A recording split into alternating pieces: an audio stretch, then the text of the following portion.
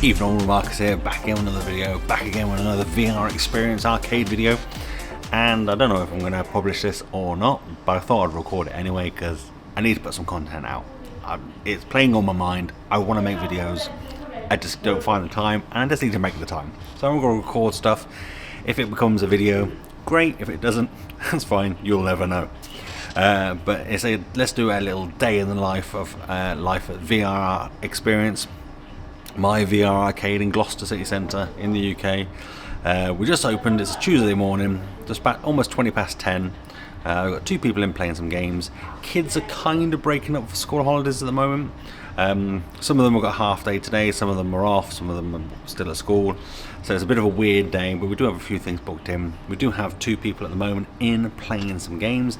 They are playing a game that we got made specifically. So it's our game. So the only place in the world that you can play it is a game called Archer's Kingdom. This is kind of like a basic kind of wave shootery type thing, where they kind of have crossbows and upgrades and stuff, and they got to shoot knights and ninjas, and it basically fills a niche that we just didn't have, or we had. We had shooters, we had zombie stuff, whatever, all scary stuff, but the kids want to play something, or kids want to play something with their parents that's just a bit more innocent. That's why I got this made. So I worked with this cool guy via Twitter. He's gone a little bit AWOL on me a few times, but he's done a great job so far. He's just got a few bugs. I'm hoping that we've kind of engaged with him again recently, that he's going to look at it and get it kind of fixed. So those guys are in just for an hour playing some games. It's kind of like a summer special we've got going on, where we kind of limit the number of games that they've got available to play, but we offer at a cheaper price. So ideal, for getting a few more extra people in.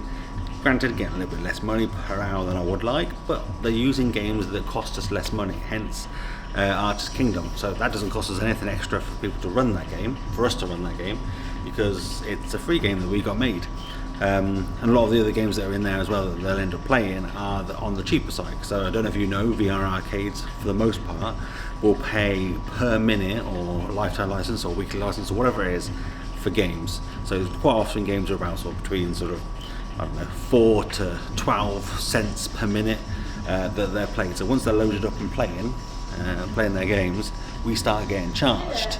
So finding games that are cheap and free and still fun, and multiplayer being key, really does help us as an arcade. So this session, for example, they've got 21 games to choose from.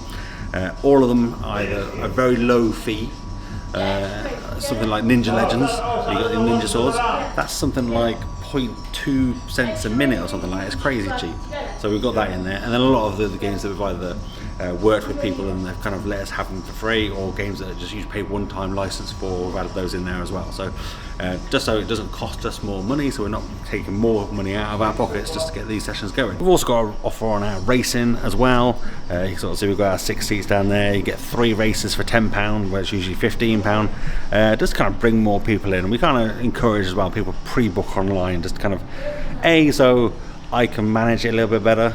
I don't have a lot of staff, I don't have a lot of support, but I do have some, and so we've got to balance it a little bit. We don't have a big place, so even though we're on the high street and there's a lot of people that do walk past, I do still prefer people to pre-book. They also get like a discount on the roller coaster rides as well, which this machine is a lot of fun. People do like this machine. I do recommend one of these if you do get a VR arcade, both just as a kind of an easy thing for people to get into and have a little go of, but also as an add-on, an upsell. It's an easy one to upsell. You can add it on to like our booking systems. People book racing or gaming or wherever, they have the option to add it as a quick ride, and people quite often will do that, so it does pay for itself. I would say that machine has definitely paid for itself, if not more.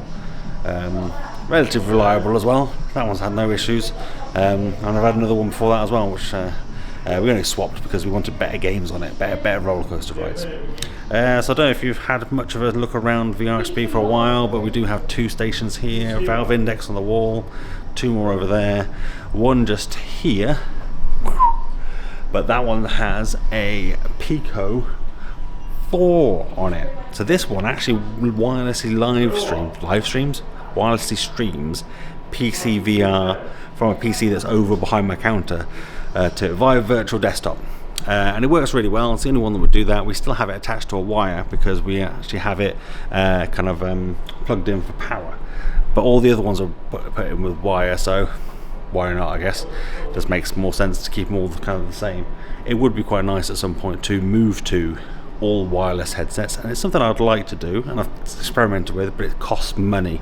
And at the moment the Valve Index headsets are champions. They are working great, no real issues with them. The only real issues are just things eventually break, like base stations on the walls and stuff. They eventually sort of just die for no reason. Just one day they'll just have a red light on them and you can't do anything with them. All the controllers, sometimes they can kind of break, the buttons and whatever. But we've kind of customized them a little bit, kind of added extra tape onto the bits that usually break more often than not, just to kind of hopefully shore them up a little bit and make them a bit more reliable. And for the most part they are, and I do have backups just in case. I've even got some horrible HTC Vive 1 controllers that I can use. But maybe I'll leave it here just for now, and I'll pop back in a bit when it's kind of got another group in. I know later we've got an escape room in. We've actually got 5 doing an escape room and 2 doing some gaming as well, so you get to kind of see a bit more action in here. Obviously I'm going to be a bit careful about sort of parents and stuff. I don't want to be filming their kids so obviously with this sort of camera, but we'll see. Just made me jump, he just coughed.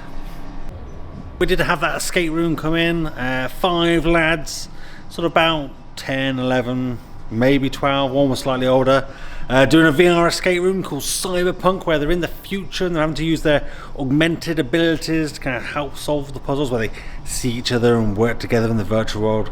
A lot of fun. We do a little offer where they get 60 minutes to do it, to try and complete it. If they do it in under 45 minutes, at least, at least 45 minutes, not 1 second over, they get a free go on our roller coaster machine.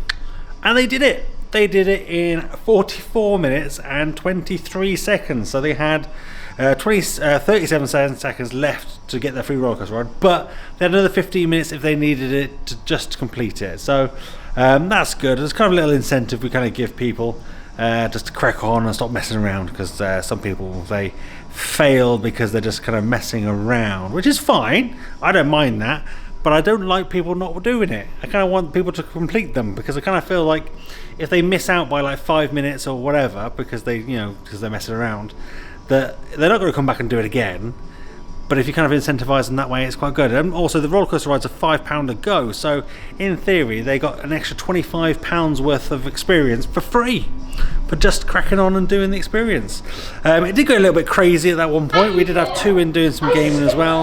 A couple, they kind of played some various games. I think in the video you'll probably see them playing a sports game. I think they're playing like boxing and bowling and all sorts against each other, but they can swap games at any time at the press of a button. We had 2 guys come in and booked a session on our racing. They did 3 races, but at the same time we had another 2 and another 2 come in for 1 race, because we're on the high street. You get people kind of walking past, and quite often our racing is done in at least pairs. So there you go. No one else is actually booked in today. It's just gone 4 o'clock. Can you see that? It's a bit of a weird day. Nothing else is kind of booked in. It's as I said at the start of the video, it's kind of a school holiday, but it's not. But people obviously are still working, so you kind of find about 4 o'clock it goes a bit quiet. Gloucester City Centre, where I'm based, isn't the best.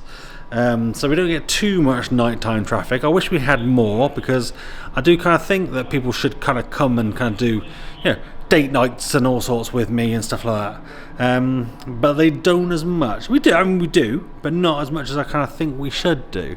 There's usually, I'm looking outside now, street drinkers and all sorts, but there isn't any at the moment. They must be around somewhere else, bugging somebody else, sitting on their doorstep instead. So that's kind of a little bit of an insight into kind of a day, a little bit of what goes on in a VR arcade. If you like this kind of video, let me know, and I'll do it a bit more kind of with a conscious effort, so you can see a bit more of how things work day to day and what people are physically doing and that sort of thing. Just let me know what you're kind of into. Hopefully you enjoyed that video. If you did, give it a thumbs up. If you didn't, give it a thumbs down. That's fine. I am big enough and ugly enough to take it, but do let me know in the comments down below why you didn't like it, and I'll try to do better for next time. I can't remember how my video used to end, but I do know that I used to give you a virtual high five.